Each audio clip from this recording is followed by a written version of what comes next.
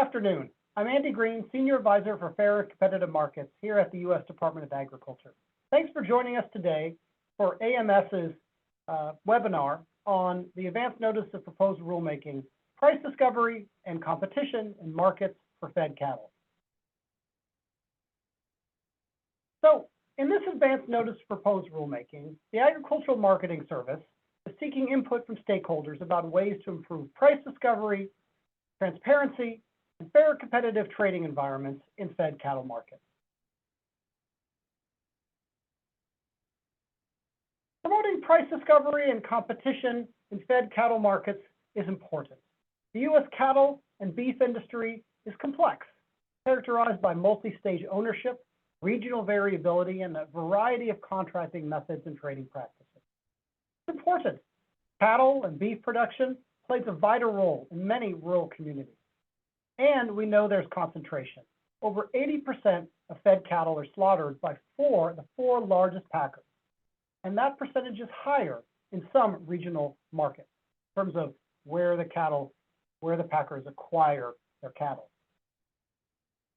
So USDA has received complaints from cattle producers related to base price determination and formula marketing agreements, which are the most common form of alternative marketing agreements. Aspects of formula pricing agreements design may have potentially adverse consequences for producers and for markets. Residual cash negotiated fed cattle markets absorb weekly demand fluctuation. And research has shown that increased AMA usage to be correlated with lower cash fed cattle prices. These are some of the market trends and concerns that are behind this advance notice that we're talking about today. So the share of fed cattle purchased nationally through the traditional direct bid and ask negotiated transactions in cash, also known as spot markets, has declined from more than 50% to 20% today over the last 20 years. And formula alternative marketing agreement purchases have risen from 30% to nearly 70% over the same time period. These are national numbers. Numbers are even more stark when we look at regional markets. So in some regions, notably Texas and Kansas, they've seen the number of cattle transacted in cash markets approach zero in some weeks. The numbers are much lower in those two areas.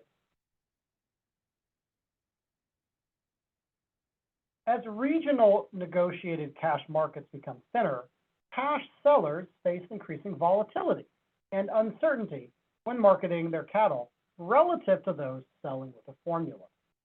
These numbers here, this chart here, shows that relative variability in the ability to place your cattle. And as you can see, the orange represents Texas, much higher.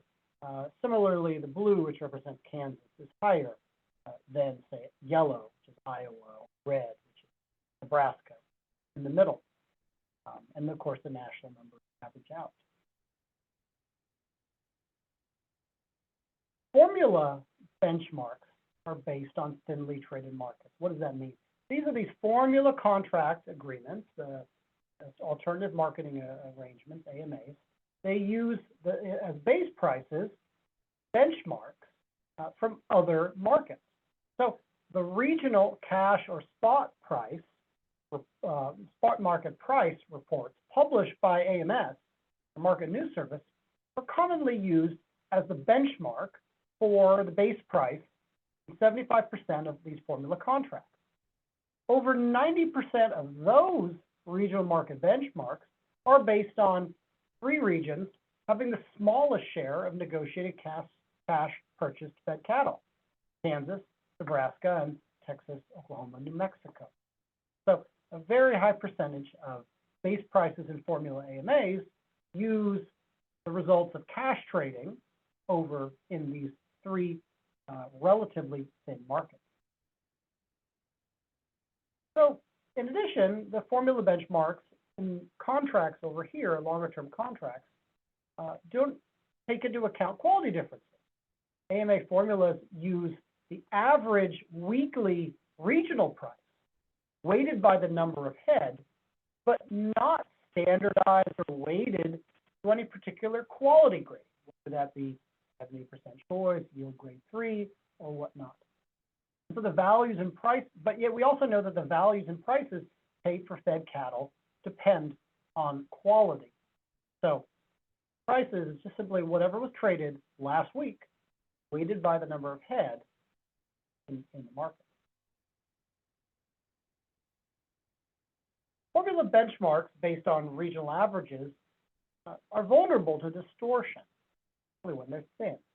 It's problematic that the use of these non-standardized weighted average regional prices are used as formula benchmarks because they may be vulnerable to fluctuation based on different cattle types purchased during the reporting period. If last week there are a lot of really high quality cattle with high prices, that could affect the prices over here. Cattle last week sold are really low quality, could change the price as well.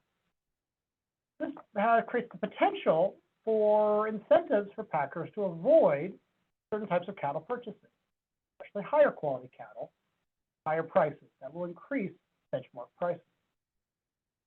Financial markets have experienced similar problems and offer similar lessons here. The London interbank offer rate, known as LIBOR, was this is a benchmark reported in London between several banks in London, was used as the base price for interest rates here in the U.S. for trillions of dollars of contracts, mortgage contracts, any number of other financial contracts. Unfortunately, that LIBOR rate was manipulated by traders. As a result, and this came to light, financial regulators, in addition to prosecuting those who did that, thickened the base price for interest rates that were permitted to be used as base prices in contracts. It said, hey, you got to use real trading in real markets, moving away from what was done in LIBOR. So the goals of any potential future set of actions in this area would likely be several. One, remove obstacles to price discovery. Two, mitigate the risk that methods and the benchmark used to determine base prices in AMAs, mitigate the risk that could adversely affect other non-AMA cattle sellers in the market. Improve competition and respect. Well, improving competition, that's about more choice, more competition, while also respecting different business models that producers may use, depending on size, product, regional market characteristics, or other local conditions. And then lastly, the goal would be to really alleviate many of the complaints AMS has received over the years, while still permitting AMAs to play an important role benefiting producers. So, AMS came up with a number of options, which is why the agency has put out this advance notice seeking input on which of these options works best to address the concerns that commenters have raised and have the least number of challenges or problems that others in the market might raise or point out. So AMS requests comment on a range of potential targeted regulatory steps. One would be to limit the use of those regional cash negotiated prices, the ones that have no particular quality standardization, to 50% of the base price in an AMA contract, unless that regional benchmark met certain regulatory standards for depth and reliability. For example, if the cash negotiated price index were standardized to account for differences in cattle quality or other potentially newly developed benchmarks that are less vulnerable to distortion. It wouldn't be that the cattle would be standardized. This would be all the different cattle in the market, but the differences in prices would you be able to compare apples to apples, oranges to oranges, not apples and oranges in the same numerical set of metrics. Number two, ensure that producers have the option to choose marketing methods that contribute to choice in price discovery rather than being forced to accept exclusivity agreements with packers. And this could include, for example, options, minimum options for producers to engage in exchange trading or auction trading or other types of cash discovery, price discovery activities. This contractual right potentially could be a way to guarantee producers greater choice in their ability to engage in price discovery. Three, it may be possible to implement specific prohibitions on particular packers' trading practices, that could result in manipulation of the base prices. So, for example, packers trying to keep trades outside of reported markets or varying the week-to-week quantity purchases in the cash market at a much greater rate, substantially greater rate, than the quantity purchased in the formula pricing agreement. Absolute legitimate business justification. As a way to say, hey, if the supply is going up, it goes up everywhere. If the supply is going down, it goes down everywhere. Not using the cash market as a residual market for changes in quantity. Another option would be to bar packers from delaying the pickup of live cattle that they have already purchased unless they pay for costs. Reflects a range of concerns around whether producers who've already engaged in cash market sales are losing the ability for those sales to be truly part of the price discovery market and instead being captured into a kind of captive supply. Number five, written documentation from packers to assess contributions to price discovery and to determine compliance with regulations adopted. So this set of options is really where the packers would develop policies and procedures to assess how they contribute to price discovery, and it would enable AMS to evaluate those set of options, and evaluate those contributions. So we really do hope and seek comments from all range of commenters, producers, packers, workers, anyone in the marketplace, the general public, those with a lot of expertise, those with only a few ideas or thoughts to share. They're all welcome. We very much encourage you to read this advance notice of proposed rulemaking and to learn more at AMS's Fair and Competitive Markets website. The website here. You may click through into our Fed Cattle Price Discovery link and get directly to the regulations.gov website where you can submit your comment. You can obviously click through and read the whole thing there as well.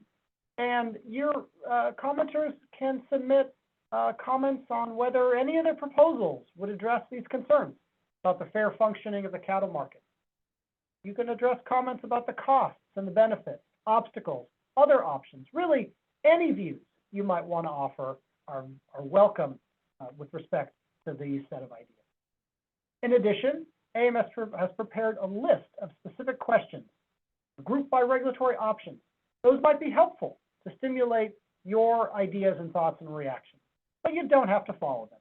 You're also welcome to just offer a few thoughts and ideas, a letter, a story that you've experienced, whatever is useful for helping the agency understand how to make fed cattle markets work better for everyone involved in them.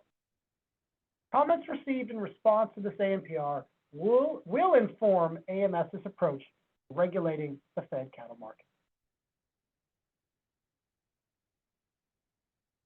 So again, thank you for taking the time to listen to this webinar. Hope it's been useful. We only scratched the surface on the set of ideas that are reflected. Very much encourage you to read them, consider them, and to make your voice heard by filing a comment with the Agricultural Marketing Service. Once again, thank you so much. Have a great day.